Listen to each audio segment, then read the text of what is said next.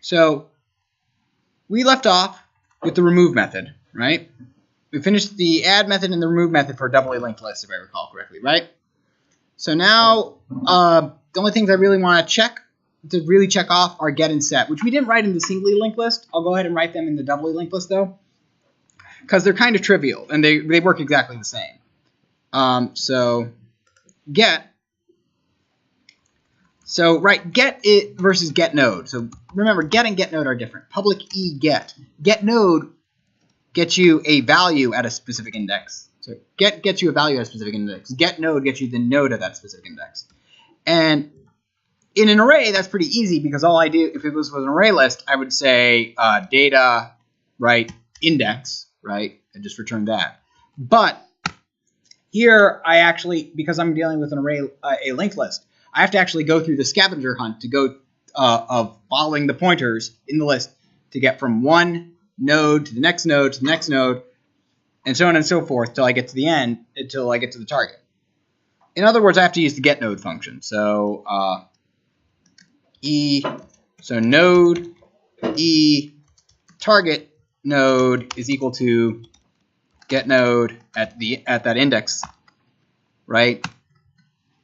And then I return target node dot item. So I return the item inside of the node, right? Now, what about, or I could just simply, you know, do this all in one line and replace target node with get index with this call, right? Because this resolves into a node, and I can get the item right over there. So. But regardless, I have to use the get node function to do this. Okay. Same thing with the set method, which given a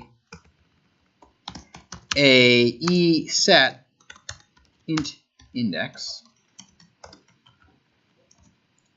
e new item.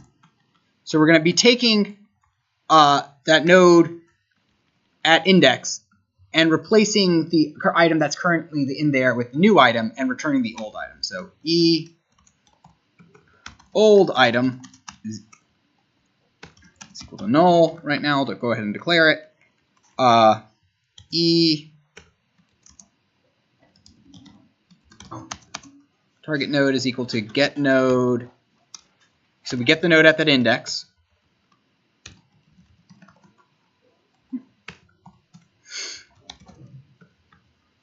Okay.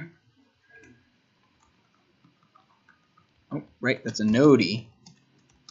And then old item is equal to the item that's currently in target node. It's a bit longer here. And we say that the target node's item now. Now we're going to replace that with the new item that we're inserting. And here we're going to return the item we just replaced. So return old item. That's get and that's set. So nothing too exciting happening there. So I'm going to actually go over like one of the more unexciting parts of what we need to do now. But it's exciting to you because I can say because I'm about to say something that makes everybody pay attention, which is I'm about to tell you a question that is worth 20 points on your first exam. Right? That makes everybody pay attention. 20 points. Okay. So I always ask this question on an exam, and it is I will actually ask it a simpler version of this on the exam, where I give you a bit more direction. But the question I ask you here and on the practice exam is, so why in the world would I want to use array lists? What situations would I want to use array lists? Sorry, what are the better features of array lists? And what are the better features of linked lists? Right? Compare and contrast the features of array lists and linked lists. So, of course, I'm going to go ahead and make a table. I mean, you'll want to put a bit more detail than what I'm putting down in here, but and you can. There's no reason why you can't make it a table, but I'm going to. But you'll see on the exam that it might already be kind of in that format already. So, but in the practice exam, regardless, what you want to put more detail than I'm currently writing down in here. Okay? Okay? So, because what I'm going to be putting down here is just simply notations of what I'm saying. All right? And let's go ahead and think about like what features we actually need to compare. Okay? So let's think about this. The four methods that we primarily concern ourselves with in terms of operations are add, remove, get, and set. So I could compare add to add and remove to remove and get and set to set. But if we think about it, those are symmetrical operations. Add and remove are symmetrical to each other. They almost always work the same way, with the small exception that we'll have to write about in the array list, right? And get and set definitely work exactly the same in, just doing the reverse. One is inserting something into the list at a specific location, or replacing something into the list at a specific location. So it's setting something. The other is retrieving a value from the list at a specific location. So get and set are symmetrical. And so is add and remove. Those are symmetrical, so we can kind of just cover them together, right? So we'll start with these, but there's also one thing that we'll later have to talk about after this. But right now we'll just focus on these operations. These are the primary operations that we use. Okay, so let's talk about array. So let's focus on add and remove because that's the most complicated case over here. Add and remove are definitely more complicated than get and set, right? Okay, so to add and remove, let's go ahead and start with the array list. So we'll have to just drag back to a couple weeks ago. So how long does it take to add stuff into the array list? So the answer is, of course, it depends, right? Okay, so what does it depend on? So where is it slow, where is it quick? It's adding to the end and it's quick, but okay. Anywhere in the middle. But anywhere in the middle, it's slow, right? Okay, why is it slow when we add to the middle or to the front? You don't have to reallocate, you have to shift. You have to shift. Okay, so O of n, and it's the same, and that is true whether we're adding or removing. If we're removing or adding something from middle, it's O of n time for front or middle, right? Because and then you'd have to put a reasoning, right? Because shifting. So a bit more detail in there as to why that, I'm just putting that down there as like what I would put down in notes, what I would want to put down. Obviously, when I give you like a whole page to answer this question, you probably want to be a bit more detailed in order to just make sure you're getting your point across. You don't have to like write a giant essay. You just want to make sure that generally a sentence or two will do. Okay? Okay. So on the other hand, we do have that exception though at the end. So except it's constant time to add or remove at end, but that exception even has an exception, right? When won't that take O of n time? When it goes above capacity. Right, when we add above capacity. If we're adding to the end and it reallocates, right, except we need space. I'll just put if we need space here, right? It's a constant time to add or remove at the end, except when we're adding something and we need to reallocate. Does that matter for removing? No. We can remove items from the end from array list all we want to. Okay? So add remove for the array list is possibly the hardest thing because you've got the exceptions to the exception, right? Right? But otherwise, in general, it's O of n time to add something to the front or to the middle. Okay, so for a linked list, we're going to assume that we're keeping track of the head and the tail, right? Regardless if it's doubly linked or singly linked, they should have head and tail, because that makes sense. Okay, so what about someone else than who's been over here? So somebody else adding to a linked list and removing from a linked list. How long does that take? So when is it good?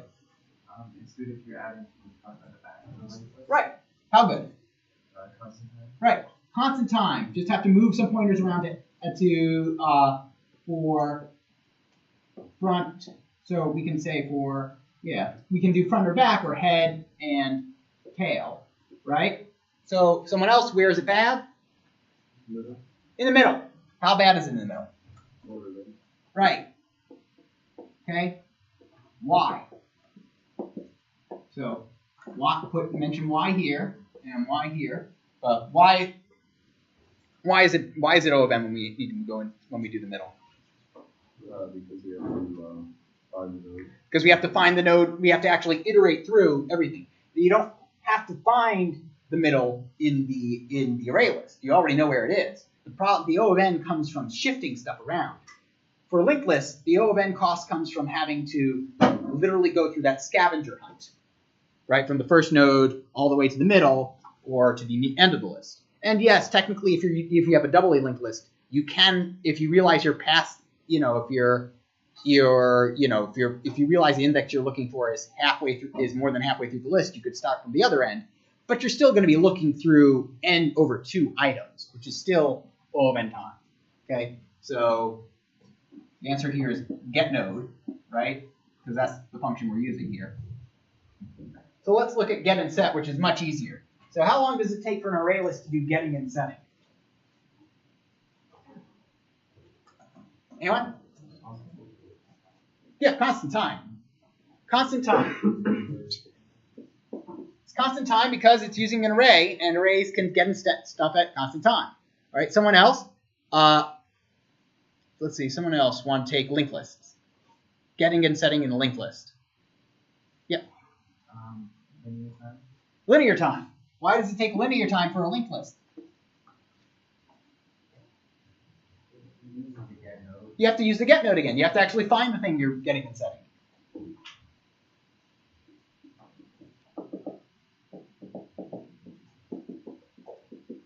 All right, so obviously we're done comparing stuff, right? Well, we've all we've done is compare the time of these operations, okay? But now we've compared the time of these data structures. But now we have to look at space, right? We consider time, now we have to look at space. That sounds like, I'm talking about like the Infinity Gauntlet or something like that. So let's look at the space these things use up. Because these things do use up space in a very different way. But what we're going to look at is like excess space, like the space over what we'd use to, if we were, just using an array. Okay? So let's look at an array list. The array list is going to use, how can we possibly accidentally waste space with an array list? Make the capacity too big. So what would that look like? Somebody started speaking and I just wanted to... Could be empty, yeah. But I mean, like, say I've got... one scenario that comes to mind is like, I add in I've got 500,000 items, right? My capacity is 500,000. I need 500,001 items. So I put in that one item. And now it doubles it to the capacity to 1,000,000 items, right? Now I'm wasting one less than 500,000 spaces, right? Which doesn't seem like it's too much right now because, right, because each of those empty spaces, that's a memory pointer, right? That's not actually like space to hold the thing. It's a pointer to an object. So that's wasting 500,000 times 4 bytes, right? Because each pointer is 4 bytes. So or each reference would be 4 bytes. So that would be 4 times 500. So that would be 2 million, which is like 2 megabytes. So that's not too much of wasted space. But when we get to if we suddenly like go up a couple more orders of magnitude, we can easily see how that could be 2 gigabytes of wasted space, which would be kind of terrible. Okay. So space can allocate way more capacity than needed. So obviously linked lists are superior because they don't waste any space, right? Right? Well, it comes with a cost. Well, they use all the space that they use, but they use extra space for everything. You might not, everything has a cost.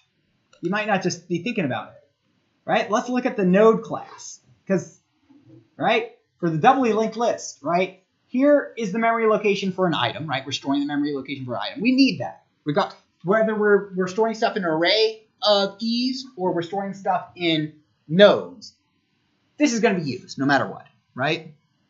But we also store the memory location of the node before us, the previous, and the node after us. So so for each item, we're using an additional 8 bytes to store those memory locations. So each item uses an additional 8 bytes, which, you know, if we're storing a billion items, that would add up. But, I mean, so the idea here is that these things take up extra space, right? And so, as to answer the question of why did we bother learning about a singly linked list, right, besides the fact that it's easier to implement, it's also because singly linked lists, they use 4 less excess bytes, right? So the linked list, their memory cost is that, you know, the references have costs. By references, of course, I mean next and pre, right? Each of those have a cost. It's a tiny cost, right? It's about as efficient as it gets when we're considering these data structures, right? But it does have a cost, and we do need to think about that, right? Nothing in life is free, which is why sometimes we still just deal with arrays, and we just don't, and if we can get away with it and don't use ArrayList or linked list, because arrays, we know exactly what we're dealing with. Now, that being said, you can create an array list and initialize it with a specific capacity. You can tell it, I'm going to just go to 1 million items, right? But of course, in the moment you add that 1,000,000th first item, it's going to go to 2 million capacity. And I think there's probably some function. There might be a function in ArrayList that helps shrink the capacity, but the point is that there are always costs. Okay. And that we're going to just be, and that's why, like, I know another professor doesn't teach ArrayList because they feel they're a waste of time. I use them here because they're, you know, why use an ArrayList? Just use an array, okay? I use this here to do good comparison of basically 2 ways to implement the list, and we're going to see that when we get to stuff like sets, there's different ways to consider to implement them. There's multiple design choices that we have to make, right? And sometimes it's better for linked list. Now, okay, you see that there's both and worst case cost. So you go so adding them is the same, so linked lists are clearly worse. But the majority of add and remove operations that you do for lists, they occur at the front or the end of a list. So linked list, the majority of the time, if you're just adding stuff to the front or end, which is where you're going to be adding most of the stuff anyway, it's pretty good. It's also very easy. Why else would you want to use a linked list?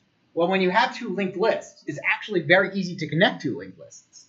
How can you just connect one linked list to another? Well, take the tail of the first one and point it to the head of the second one. Ta-da! You've combined 2 linked lists into one in a constant time operation if you're just combining them. They're also fantastic when we get into merge sort because it's really easy to combine linked lists like that, whereas arrays, we have to allocate arrays and move stuff around in arrays, and it gets a mess. Linked lists, you can just move stuff around. It's pretty nice.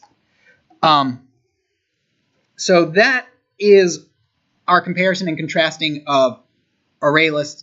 I went over this briefly in the evening class where I really feel like I didn't need to. But something to be aware of in the homework. So right over here is where it gets into some stuff that I won't go into, which is the iterator, the list iterator, and an iterable.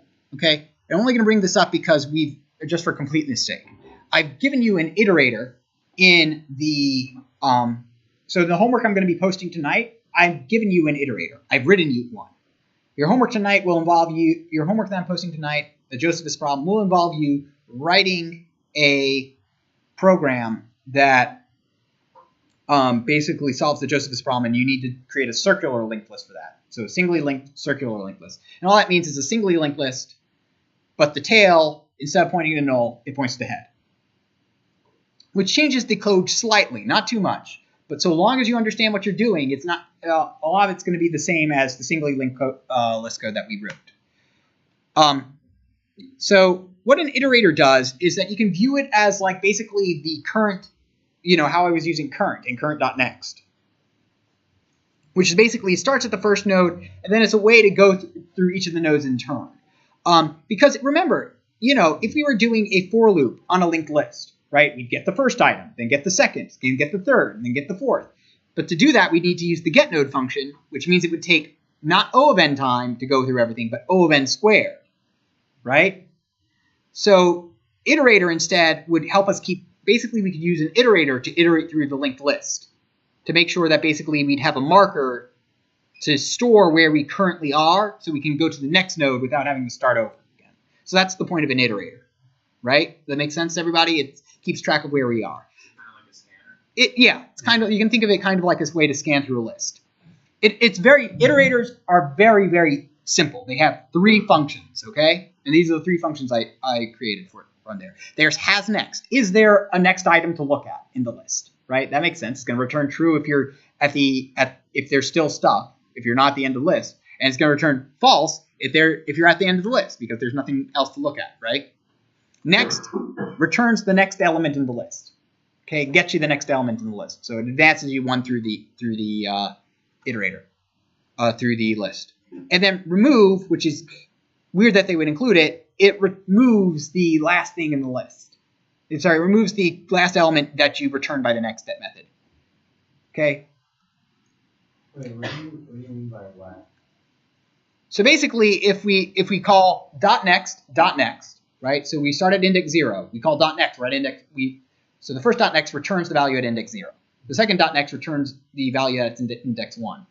Remove will remove the node at index 1. Okay. This and I have example of this in the comments in the list iterator. I'm not going through it too much because part of the challenge of this lab, which isn't too much of a challenge, is for you to read my comments and figure out how to use the iterator to make your life for the circular linked list super easy. Implementing the hasNext method for a circular linked list, by the way, is super easy. I just simply check, is the list empty? If it's not, there's always a next item to go to because it's a circular linked list. The tail goes to the head, right? So it doesn't so conceptually, it's actually kind of between elements, right? It will, the first time you go, so this is index 0, it starts over here, it goes .next, and it will return the item it hops over. Then it'll return the item it hops over again, then it will hop over this one. And then once I call remove, it will remove this item over here. Now, does that make sense?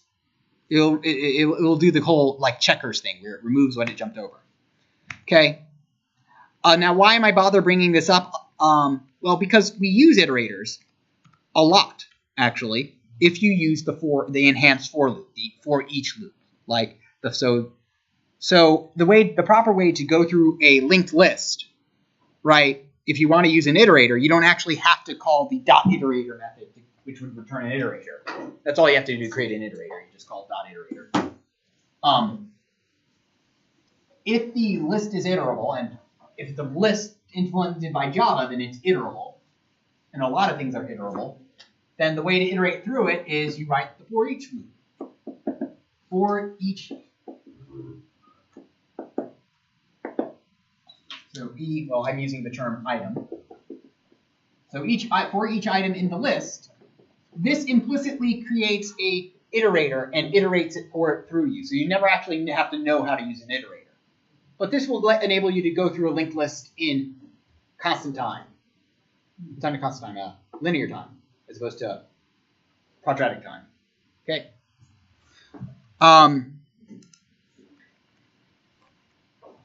Right. Oh, yep. So they had an example.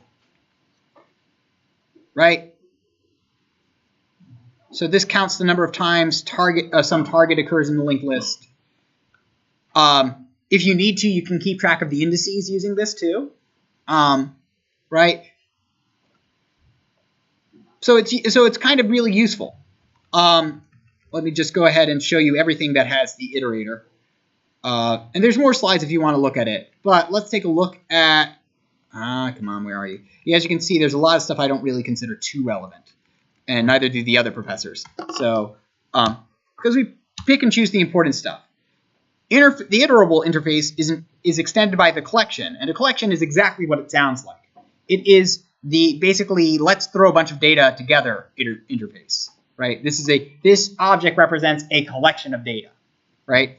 And that's used by lists, that's used by queues, and that's used by sets, right? Now we don't include trees in here because Java doesn't actually have a tree class, except down here is as a way to implement something, but we'll discuss that later. But as you can see, what we're going to do is that we're going to learn how to implement basically most of the stuff at the bottom. And this queue over here. So linked list, stack, array list. So we've learned about the linked list. Sorry, we've learned about the array list. We've learned about the linked list. We're going to ignore the vector, and we're just going to jump onto the stack. We'll learn about the queue. And then once we move on, we're going to actually stop for a second, and we're going to learn about recursion so we can learn about trees, which when we get to sets, we'll learn how to do the tree set. But primarily, we're going to learn about how to treat trees as their own independent thing. And that will be a couple weeks of stuff. So your second exam will consist of basically mostly going over trees. Okay. So, all right. So now so that's chapter 2, by the way, pretty much. That's all so we've learned about array lists, linked lists, and big O notation, and how to tell and because we know about big O notation and algorithmic efficiency, at least in a working manner, right? So the idea here is that the way I describe big O notation is that a lot of IS&T majors don't need to take higher order math classes. So essentially, the objective of how we teach big O in this class is to give, if you're an IS&T, basically a way to understand what big O is without having to get into the deep mathematics of it. Okay, and that also just makes it easier for us because it gives us a nice review. So we're going to talk about stacks now, which is chapter 3.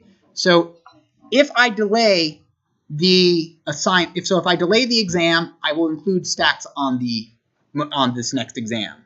Okay, so if I delay the exam by a week, we're going to add stacks into this exam. Otherwise, it will just be over linked lists. Okay, and I'll make that decision by tomorrow. Okay, so stacks are fantastic because they're named really well, right? Everything about stacks is named fantastically. It makes sense. Okay, let's go ahead and look at stuff that don't make sense. The War of 1812. Fought between what years? This article is about the Anglo-American War from 1812 to 1815. It was not the War of 1812. It was from 1812 to 1815. What about the 7 Years' War?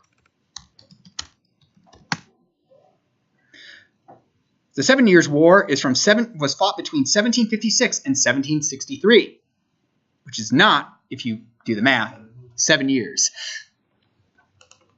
It gets worse. I mean, this one was easy. 100 Years' War. Fought between 1337 and 1453. I mean, it lasted over 100 years. And it's a series of various conflicts, which stemmed from the Norman conquest of 1066. So, so historians actually have some terrible times, actually naming stuff. Although they do sometimes name stuff that's fantastic. Like the Great Emu War, which, if you haven't read about it, is possibly the most fantastic thing ever. Participants: emus, Sir George Pierce, Major G.P.W. Meredith, and Royal Australian Artillery. The outcome was a failure. The emus won that war.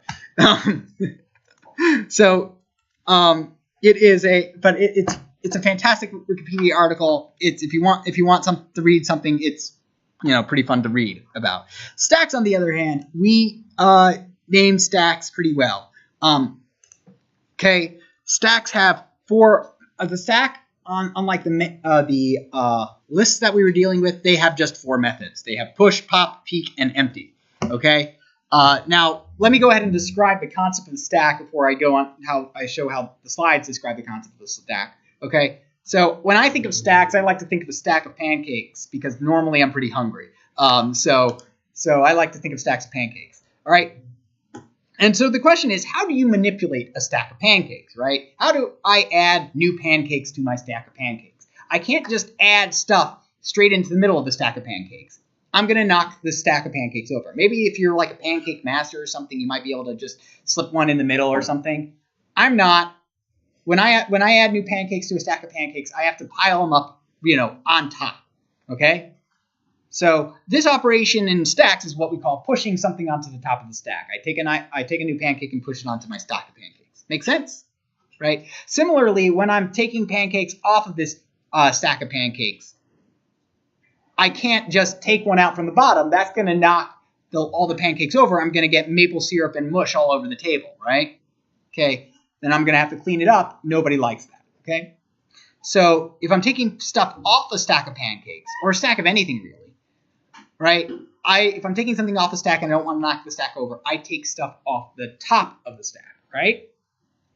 So I push stuff on the top of the stack, and then I pop things off the top of the stack, right? That makes sense? Push stuff on, pop stuff off. Okay, 2 other operations are fairly straightforward. What if you wanted to just look at what's on top of the stack without removing it? Well, we peek at it, right? If we didn't have peek, we'd have to pop something off to look at it and then push it back on. And why would we want to do that? Might as well just peek at it. And then empty doesn't act, so can anybody guess what empty does? And it does not remove the entire stack. Okay, so it checks if it's empty, right? Empty just checks if is the stack empty. So that would be better named is empty. But stack just simply has the empty method, which returns true if it's empty and, true if it's empty and false if it's not empty. We don't even keep track of the bloody size of the stack. We just keep track of whether or not the stack is empty. So essentially this is a dumbed down list. And it can be either an array list or a linked list, right? Let's look at it from the perspective of a linked list because we've just been dealing with those. From the perspective of a linked list, we are just simply adding to the head and removing the head, right? Every single time. Or if you prefer, adding to the tail and removing the tail when we're pushing and popping. Either direction is fine, right? It's a really dumb linked list. Okay? But when we limit ourselves to these operations, it forces us to think in a certain way. Okay? It turns out if we limit ourselves to these operations and just think, it turns out that stacks are actually kind of one of the most ridiculously powerful data structures out there. So much so that basically that if you've got we've learned about regular expressions. And if you've looked into those, you might look at, discrete finite automata, which are basically machines you can build that model the same kind of behavior as a regular expression. Okay? Add one stack to those machines, you've got a stack-based machine which can have some amount of memory. Add a second stack to that, you've got yourself the equivalent of a Turing machine or a Turing complete language. In other words, 2 stacks and some directions, and I've got a computer. So stacks are ridiculously powerful. Okay? So let's learn about how Java implements a stack. And then we're going to see that there's rather a ridiculous number of things we can do with a stack.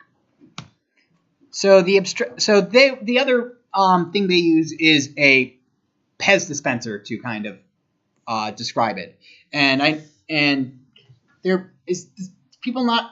not know what a Pez dispenser is? It's fine if you don't, because a couple of people from the last previous semester have been, and I think I don't know if do they even exist outside the United States? They were here before. I just haven't seen them. Yeah, I know. Pez, if you haven't seen Pez dispensers, they're little. I remember them, but I haven't seen them. Right. So to refresh your memory, they're little like plastic cylinders that hold candy, and you pull the top up, you insert the candy in, and you push it back down, and then when you open the top, it dispenses the topmost piece of candy, right? So a stack can be compared to a Pez dispenser. You can only grab the topmost item. You can only extract one at a time. The way we describe a stack, if we use an acronym for it, by the way, is LIFO, or last in, first out. So the last thing that you put into the stack is going to be the first thing out, right? This is opposed to the queue in chapter 4, where if you're the first guy in the line for the queue, you're the first guy being served. Okay, which is first in, first out, FIFO. Okay, last in, first out for a stack. So you do not want to use a stack to model a line, because the first person in the line is going to be really annoyed because he's also going to be waiting the longest. So the top element is the last thing added to the stack.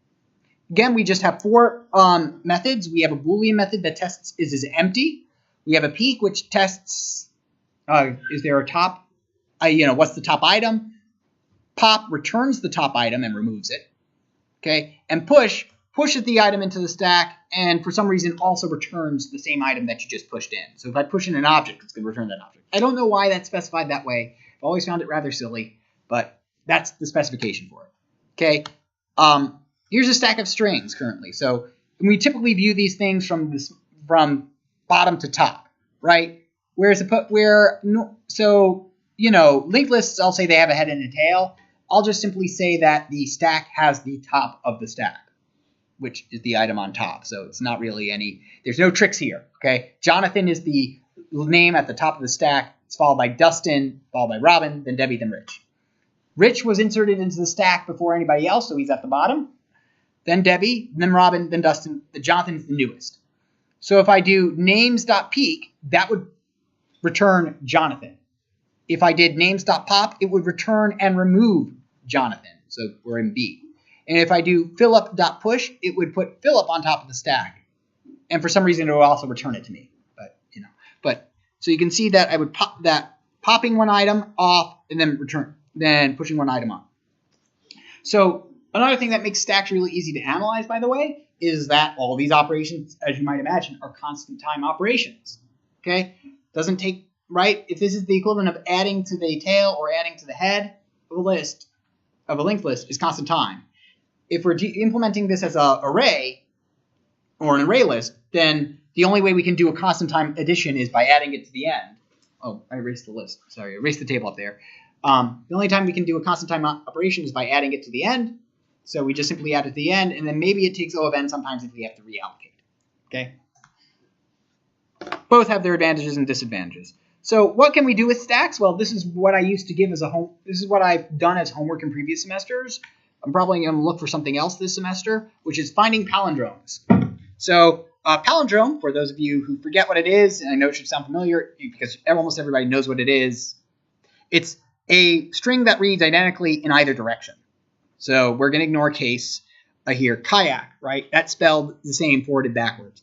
I saw I was I. Okay? Same forward and back. Able was I, I saw Elba. Level, madame, level. These are all spelled the same forward and back. Now, I like palindromes where you can add in punctuation and you just consider the letters. And that's a bit of a harder problem to solve. But anybody want to give me some other palindromes? Sorry? Lion oil. I haven't heard that one. That's good. Race car is a good one. Yep. Taco cat is another one. If you ignore the spaces. Taco cat. Let's see. The one I really like is a man, a plan, a canal, Panama. Which, again, you got to ignore the punctuation and the spacing. Spelled the same forward and backwards. And so when somebody is able to come up with a headline that's a palindrome like that, it's really a cool thing. There's also damn it, I'm mad. Like yeah. T-A-M-M-I-T. Yep. That's another one. There's tons of great palindromes and you can look them up. But the question is, now, okay, what if somebody writes something really long, like that's a palindrome that's like 100 or 500 characters long, right? I could probably figure out it's a palindrome, right? But it's going to take me time, and I'll probably mess up a couple times in the way. So obviously, this seems like a problem I can use a computer to solve, right? Now, one way to do this is just to reverse the string, which is a tedious operation. But another thing we can do is, let's see how we can use a stack to do this, okay? So I'll just simply, the idea here is that if we go through each character and push it into the stack character by character, what happens? Well, if for kayak, the K gets pushed out on top, pushed to the top, A, then Y, then A, and then the K at the end gets pushed onto the top. So if we load it into the stack character by character, then what we can do is that we can pop it out one character at a time. And then we can say, okay, does the last letter equal the first? Does the second to last letter equal the second? Does the third to last equal the third? Does the fourth to last equal the fourth? And does the fifth to last equal the fifth character, right? So by pushing each thing into the stack, it's going to reverse the string, right? So if I push something into the stack, like laser into the stack, it will push in L, then A, then S, then E, then R. So I'll read it out as R, E, S, A, L, which I'll compare the R to the L and immediately see that that laser is not a palindrome, right? Radar, on the other hand, is. Okay, so that's pretty simple to see how you just simply push things into the stack to find out if it's a palindrome and pop things out of the stack to find out if it's a palindrome. Okay, so let's go ahead and, so now that we know how a stack works, why don't we go ahead and build one using a linked list, okay? So and this will be one of the quickest classes that we write, one of the quickest data structures that we write in this class. So stacks, we'll build a stack. It's going to have a main method, and we are going to simply use, we simply have 4 methods to write. So the first method, right, is public boolean empty, which checks whether or not it's empty, right? Well, actually, I skipped a step. Because we're doing this in the style of a linked list, because that's the way we're doing a lot of our data structures right now. Like we'll do trees in that style too. We'll have to use a node class as well. So node e top. So this will take just slightly longer because I need to write a private node class. So private static class node e. Okay. And now we can create a e item, and then we'll also keep track of the next node.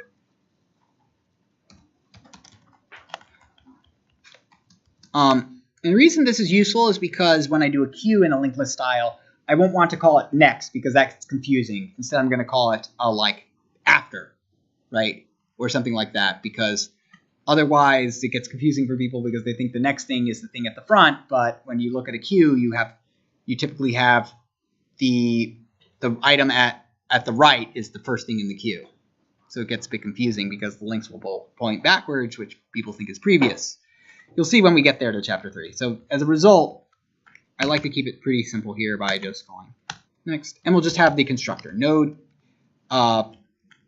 public node e item. Yeah, let me zoom down a bit. Node e item. This dot item is equal to item. So nothing special going on here. And then best practices say we should totally make these private because they're inside something private. Okay, so we've got a top. Now, how do I check if the top is empty? Sorry, how do I check if the stack is empty? Well, I'm just simply going to check whether or not we have a top. If we have a top, it's not empty. So return top equals null. So if this returns true, it's because top is null because we don't have a top that exists. Okay, I don't even have to write a constructor for this because all the constructor is going to do is set top to null. So boolean empty. So that's pretty straightforward. Public peak. So public e peak, it returns the item on the top of the stack. So that's also one line. Return top dot item. Super simple right there. Yes? Why is it spelled peak instead of like P-E-A-K? Because it's the top. That's a good question, but I think it's because we're not looking for a noun. This isn't an. We were physically peaking, right? It would make sense if it was this because you'd be getting the peak, right? That's a great question. We're not always doing Yeah, this is verbally peaking, right? There's a verb, right? So push is a verb, pop is a verb, peaking is a verb. Empty is more of a descriptor, right? But it's usually good to think of if I could, I would name I would try my best to name all my methods verbs. So obviously we fail sometimes, unfortunately. So public e pop. So I'm not going to write this safely, right? Because pop can be null sometimes. So well, actually, so let's go ahead and just be rude. If top equals null, return null. We'll just hand null back to the user, and then we'll let them get a null pointer exception. Okay, right? So I won't throw an exception or anything like Java does with their stacks. Okay. Otherwise, when we pop, what do we need to do? Well, we'll create an E to return like we normally would do. To return is equal to top.item, right? It's what we want to return is the item on the top. We'll go ahead and return it at the end. And now I have to update the next thing in the stack, which is the next item. So top is equal to top.next. That make sense? The top is equal to the thing that comes after. Top is now the thing that comes after top, the thing below top. Okay? That's all we have to do to pop it. And now to push an item onto the stack, public E push E item. It wants me to return E for some reason, so I'll just go ahead and return the item that I'm pushing onto the stack, which doesn't really make sense to me, but whatever. Okay? Then all I have to do is do node E. Let's call it something a bit more descriptive than adding. We'll call it new top, because it is going to be the new top is equal to a new node E that holds an item, right? Whoops. Just leave me. So we hold that item, and now new top. The thing that should come, let's figure out, now we've got to attach it to the stack. So new top.next is equal to the current top of the list, right? And then we just need to make it the new top. Top is equal to new top, right?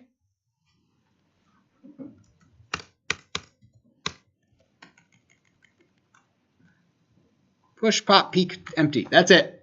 We're done. It's a very, very easy method to do. There's no limit to the number of stuff we can push on top of the stack because, in theory, you can push as much stuff as you need onto the stack.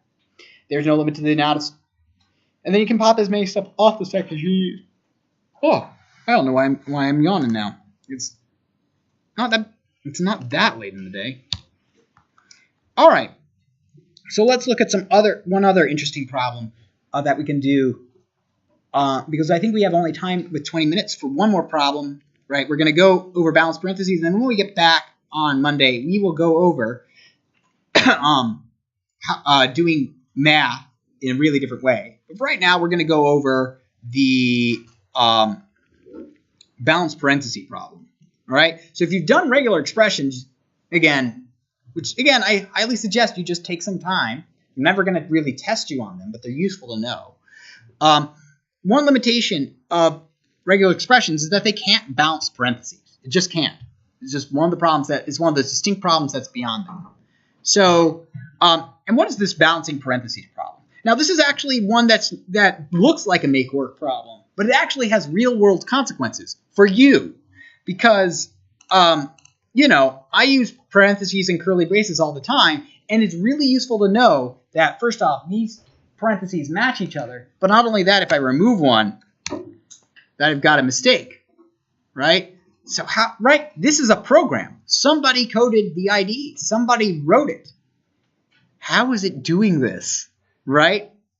How does it know that those parentheses are not bound? That's a much more specific problem of the problem that I'm about to go over, which is just checking to make sure that the entire thing has bounded and matching parentheses. And braces and curly braces. So right now, all I'm going to focus on are just parentheses, and then we'll extend the problem, right? How do I make sure that this thing is balanced, right? And I can go through and say, okay, we've got these things. And it's not as simple as just counting up the number of curly braces, right? It's not actually as simple as saying there's 4 open parentheses and 4 closing parentheses, right? It's not actually that simple because I could write something along the lines of, right? So, I mean, first off, for the sake of this problem, this is balanced, right? Even though there's nothing in there. I don't care whether or not the expression is valid like this. If this isn't the valid expression, but that's not what I'm caring about. I'm just caring about the balancing of parentheses. So I'm just going to ignore anything in there. This is balanced parentheses, right? This, on the other hand, is unbalanced, right? We've got to close before we have an open, right? This is unbalanced, even though we've got an open, we've got closed, but we don't have the same number opening and closing. And same over here, we've got a close before we have an open. Well, but we have a open before we do have a close, right? But these two don't match, right? So this actually looks like a pretty non-trivial problem, right? Right? Oh, especially if we've got to keep track and make sure that, you know, brackets get in there, because that also has to be part of the solution too. Got to make sure that these match. And, right, you got to also know that we know that this is a valid, that these are matching. But we also know, just by looking, no matter what I put in here, that this isn't valid. This isn't balanced at all, right? There's no way I can, there's no expression I can write, right? I can't do something like, right, a minus b times, you know, a plus c, right? We can do something like that, and this is fine, right? This is like a weird, you know, this is like a weird index call that's like a 1068 problem, right? But as soon as I put this bracket like somewhere over here, we know that's invalid, right? That makes sense?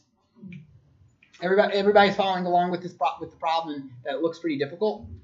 Turns out, though, you can use a stack pretty trivially solve this problem. Okay. The idea here is that what we're going to do is that we're going to push curly parentheses, curly braces, and brackets into the stack, and then we're going to pop them off the stack when we see a close. So the algorithm says basically we're going to create an empty stack. We're going to assume that this expression is balanced. Okay. Okay, and then we're going to go through character by character of the string. We get the next character. If it's an open parentheses, we push it onto stack.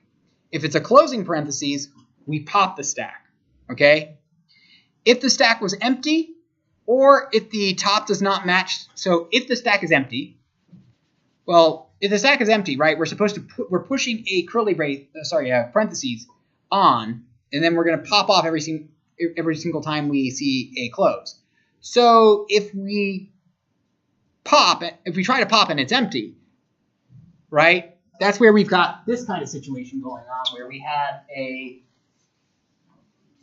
basically we had curly brace, close, and then another close, right? We had a close, we push one onto the stack, and then we try to pop twice. Furthermore, if the thing that we're popping off does not match a closing parentheses, and this is how we're going to check, and what this means is basically if we pop off, if we see a closed parentheses and we pop off an open bracket, then we know that basically that somewhere along the way things got mismatched. Okay? So here's a balanced expression. They don't have an unbalanced one, so we'll try one on our own. So what we do is that we see the parentheses, we push that parentheses on, we go on to the next one, we skip that character because it's not parentheses. Skip it because that's not parentheses or a bracket. Oh, that's a bracket. We're going to push it on. Okay? Continue on until we hit a closed bracket. So we're going to pop there. And an open bracket is a match of a closed bracket, right? So that matches, so we're good. Okay, we popped up, we wanted to pop off a bracket, we got a bracket. Now we get over here, we pop off a bracket. That's good. So what about having too many open parentheses? Because this deals with closed parentheses. What about in a situation where I've got like this? Well, I push on, pop off, and I get to the end, and it looks okay. But once I get to the end, if my stack is not empty, then it's wrong. I've got a mismatch, right? Had one more thing that I pushed on, then it popped off. So stacks, right? This looked like a really trivial problem, really non-trivial problem, but the stacks kind of make it trivial. Okay, so I've got 10 minutes. I'm going to go ahead and code this up.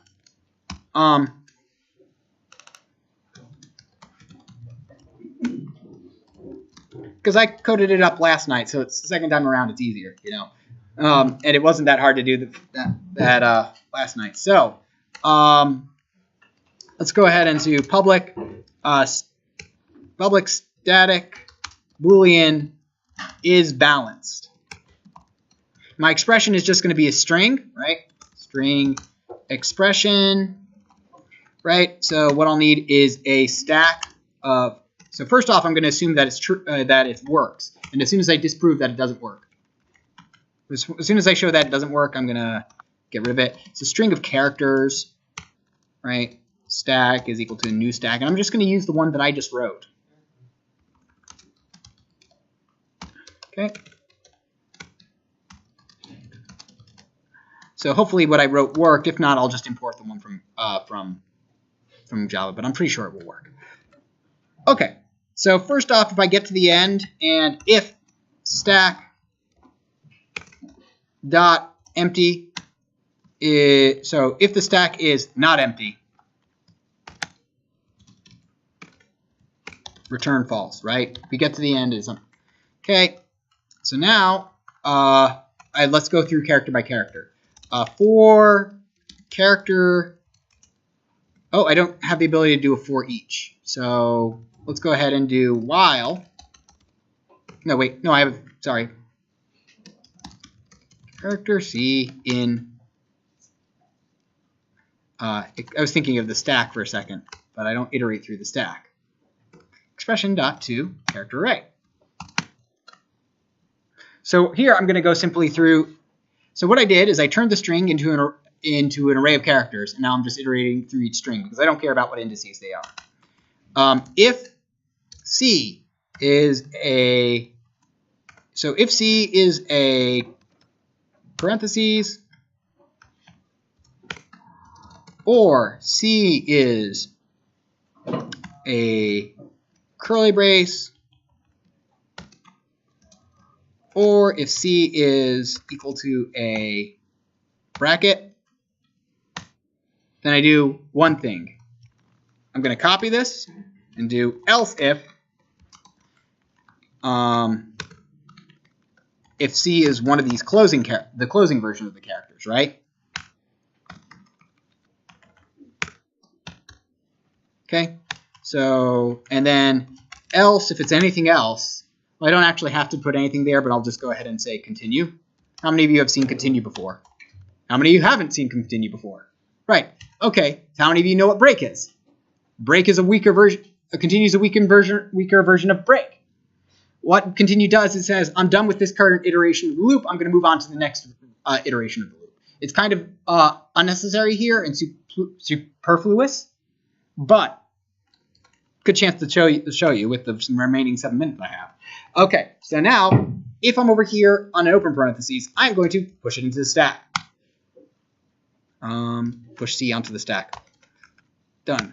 Okay, now if I'm over here, first off, if the stack dot empty is true, right? If this is an empty stack and I'm trying to pop something off of it, perhaps let's not pop something off of it, right? Instead, if it's empty, return false, right? That's one of the failure conditions. And then what we do depends on what the character is. Else if C is equal to, actually what I need to do over here is, sorry, first let's pop off the character. So car top is equal to stack.pop, right? So we pop off the top character, and now if the top is, so if the top is a close parentheses and the top is not equal to a open parentheses. So we are expecting, so if this is a close parentheses, we're expecting an open parentheses. If that's not the case, return false, right? That makes sense? What about if they match? Well, then I'll just keep going on, so I don't care. So now I just copy paste this a couple times and then replace. Else.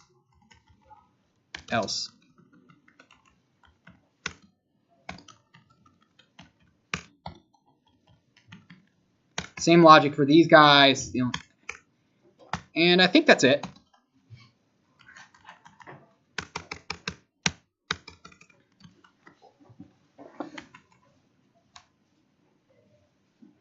So this is a decent whiteboard interview question, I would feel. It's an easier one, and I'd want to build up into difficulty, but it's a decent one because this is a problem that you have to use a data structure to solve.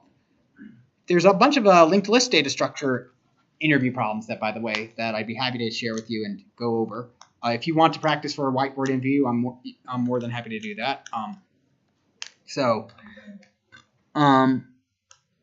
Let's go ahead and try this. So now let's test it to make sure it works because, you know, I've got to put up or shut up. System.out.println. Let's go ahead and print out is balanced. So let's go ahead and A plus B. So let's just try a null case where we don't have any parentheses, right? So that should be balanced. That's true, right? Let's go ahead and add one parentheses. That should be unbalanced. False. Let's go ahead and make this balanced now. True. So I'm just checking basically the null case, the very simple cases here. False, right? That makes sense. So now let's go ahead and make this interesting.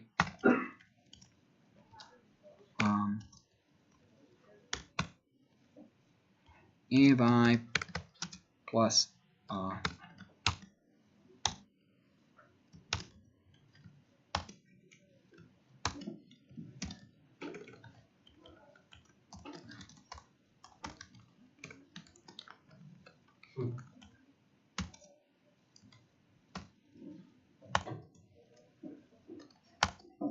and still checking, so this should still be balanced, I believe.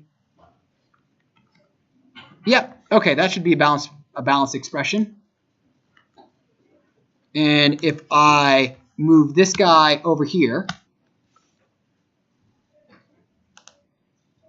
false, right? We've got a mismatch over there, right? And then if I accidentally delete that, false. So now this seems like impressive that I was able to spit it out in like 10 minutes like that. I've gone over this problem, even though I haven't written this so I wrote it last night. Last night was the first time I wrote it, but I had gone over it like basically, you know, for the past 3 semesters. So it's not exactly like it's my first exposure to the problem. But stacks are fairly easy to write, and they're very powerful. So next lecture on Monday, we'll go over basically, okay, we'll just briefly go over how we can use them how we can review how they can be implemented. And then we'll look at using them to evaluate what's called postfix notation.